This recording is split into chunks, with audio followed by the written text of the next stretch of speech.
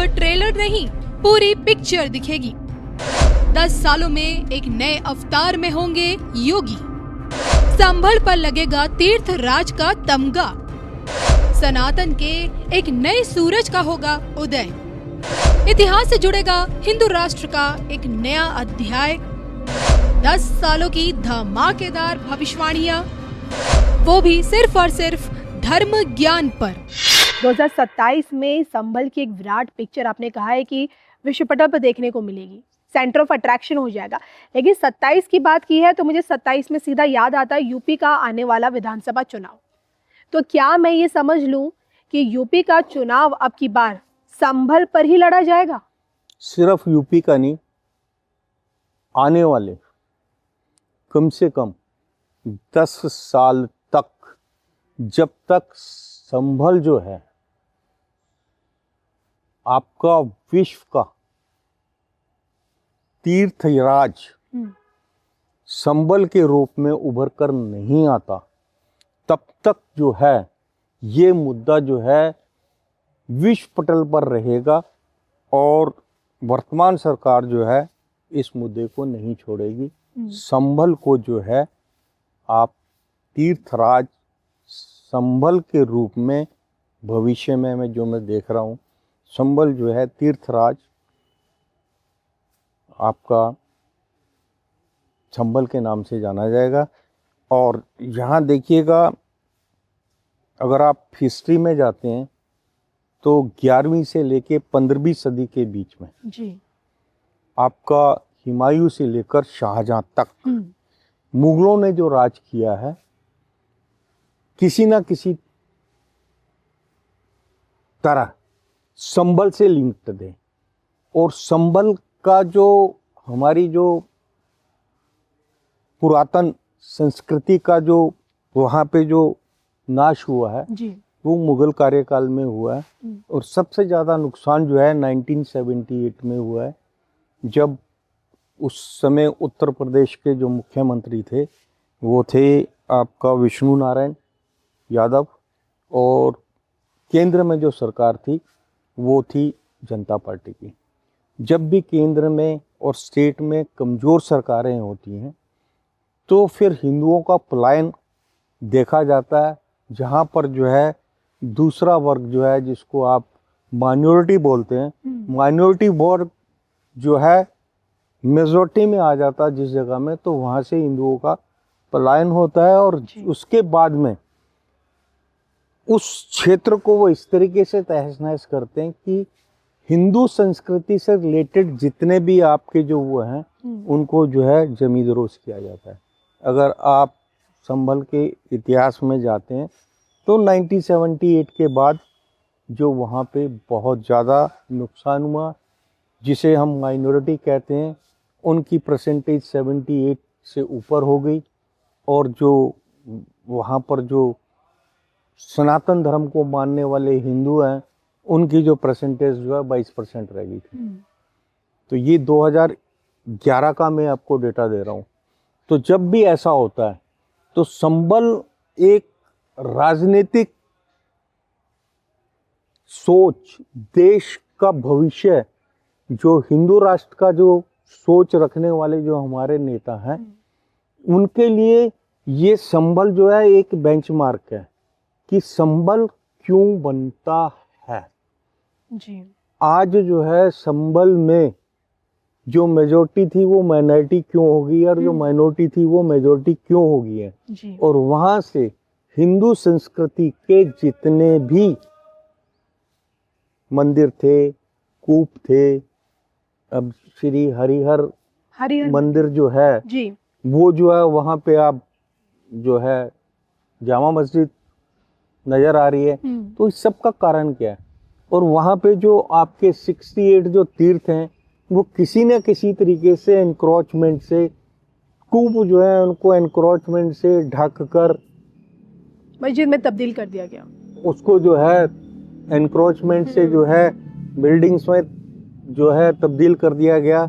आने वाला भविष्य ये कह रहा है कि इस पर जो है देश के राजनेताओं को वोट बैंक की राजनीति से अलग हटकर जी।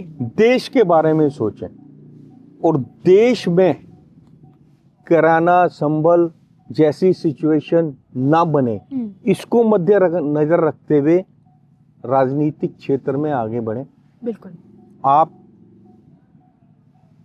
अपने परिवार को मध्य नजर रखकर या अपनी सीट को मध्य नजर रखकर अगर ओछी राजनीति करते हैं तो आने वाला समय ऐसा है कि ओछी राजनीति करने वालों का देश में, इस देश में कोई भविष्य नहीं।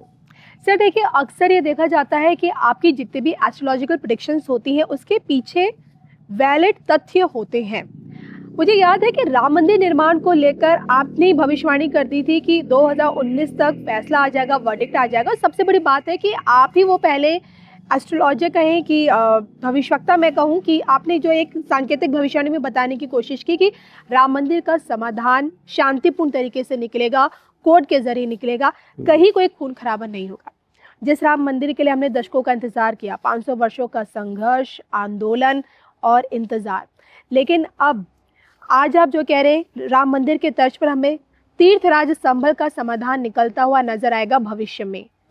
लेकिन ये जो गैप है, तब तक का जो समय का जो ये गैप है, इसमें क्या हमें संभल सुलगता हुआ नजर आएगा या फिर अतिक्रमण से मुक्त होता हुआ नजर आएगा? देखिए, मैंने आपको बताया कि संबल जो है आने वाले टाइम में भविष्य में माइनॉरिटी या आपका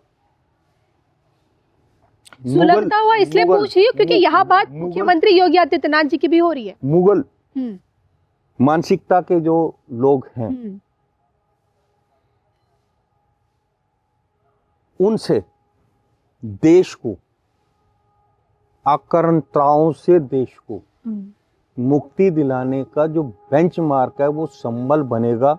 और संबल को मैंने तीर्थराज कहा है, ये तीर्थराज था, ये तीर्थराज है, ये तीर्थराज रहेगा जी। क्योंकि आपका भविष्य पुराण में, स्कंद पुराण में और आपका महाभारत में संबल की 4 परिक्रमाओं का जिक्र है जी। जिसमें प्रथम परिक्रमा जो है श्री हरिहर मंदिर की है। उसके बाद जो द्वितीय परिक्रमा है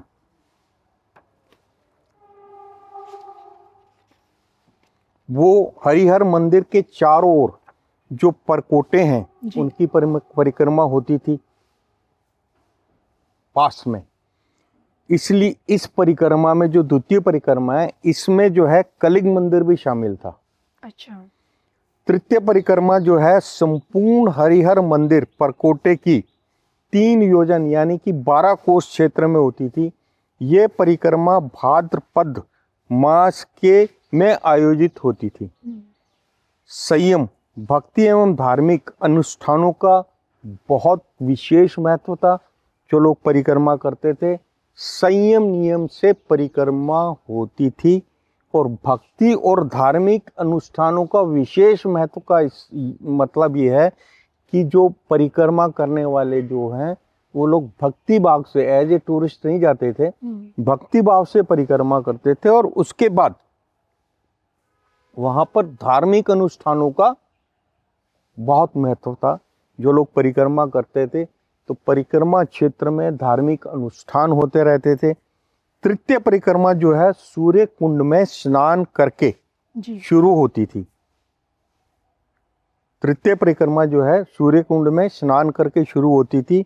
और जो 4th परिक्रमा है वो सबसे बड़ी 24 कोस की परिक्रमा है जो दीपावली के बाद चतुर्थी, पंचमी और षष्ठी के दिन 3 दिवसीय परिक्रमा थी।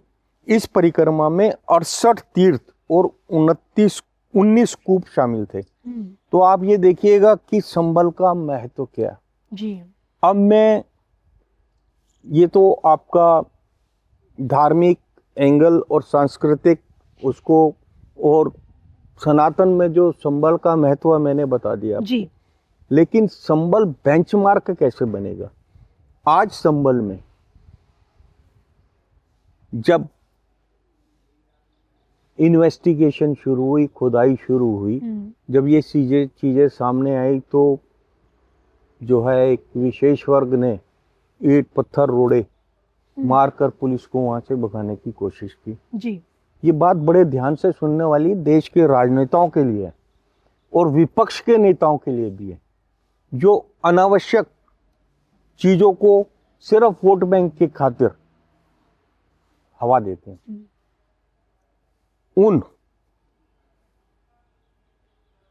पत्थर ईंटों को इकट्ठा करके संभल में जो है एक उस क्षेत्र में, जिस क्षेत्र में ये घटना हुई है, एक पुलिस चौकी का निर्माण हुआ है। ये बहुत बड़ा बेंचमार्क है। ये पत्थरबाजों से, देश विरोधी ताकतों से और जो है देश को तोड़ने वाले जो ताकतें हैं जी। या जो वामपंथी हैं, जो नहीं चाहते भी किसी भी तरीके से जो है हिंदुस्तान में आदि सनातन जो युगों से चला आ रहा है उसका पुनरुत्थान हो, लोग सनातन में रुचि लोगों की बढ़े और जो है भारत जो है वो हिंदू राष्ट्र की तरफ बनने की तरफ अग्रसर हो। जी। तो उन लोगों के लिए ये एक बहुत बड़ा, उसे क्या बोलते हैं, सामने है उनके कि अब जब जहां पे भी पत्थरबाजी होगी जी। उन पत्थरों को इकट्ठा करके अगर उस क्षेत्र में पुलिस चौकी बना दी जाए तो लॉ और ऑर्डर हमेशा मेंटेन रहेगा जी। और कभी भी कोई विशेष वर्ग की मेजॉरिटी से एक जो मेजॉरिटी का वर्ग था वो माइनॉरिटी में आके पलायन नहीं करेगा। अच्छा। तो ये एक बहुत बड़ा जो है बेंचमार्क है भविष्य के लिए। देखिए, आप अगर कश्मीर को देखते हैं तो मोदी जी ने जो है कश्मीर का सॉल्यूशन जो है बिना एक ड्रॉप खून को बहाए 370 भी हटा दिया वहाँ से और 35 से भी हटा दिया जी। और देश को जो है उन्नति की राह पर ले आए। कश्मीर जो है इस टाइम जो है गोइंग वो बहुत फास्ट जो है प्रोग्रेस कर रहा है। वहाँ पर वो जो माहौल था उग्रवाद का, जितने भी उग्रवाद को हवा देने वाले नेता थे, they all are behind the bars. तो ये एक बेंचमार्क नेक्स्ट बनने जा रहा है।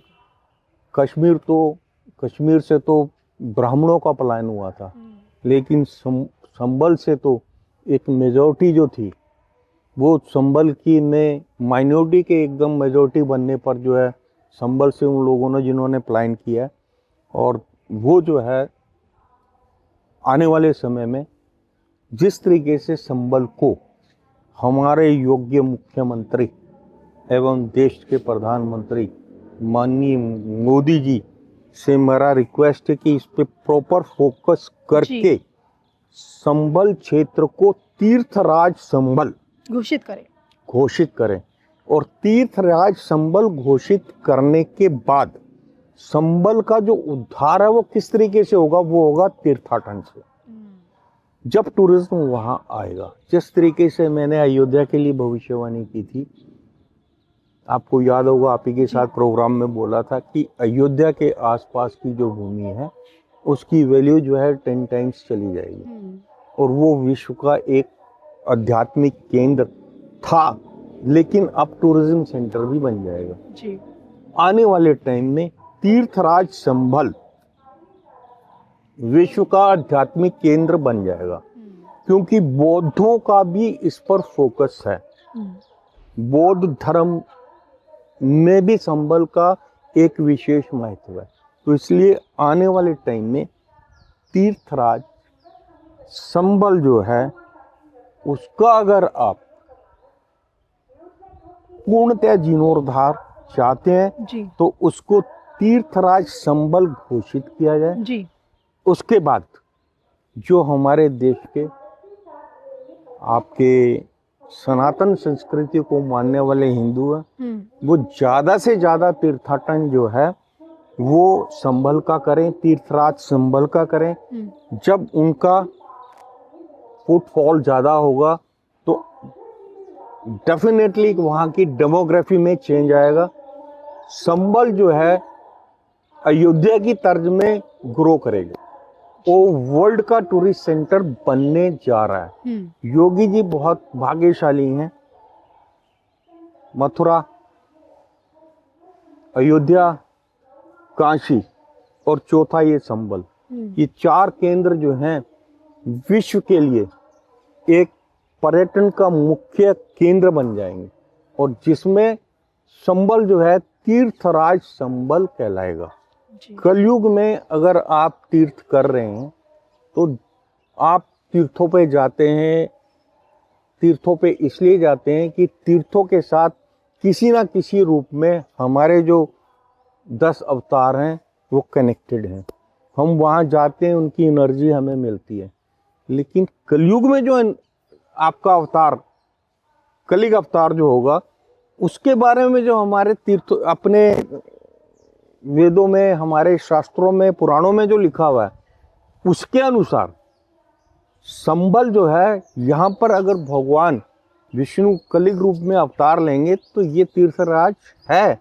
इसमें आप जाएंगे तो आपका डेफिनेटली उद्धार होगा।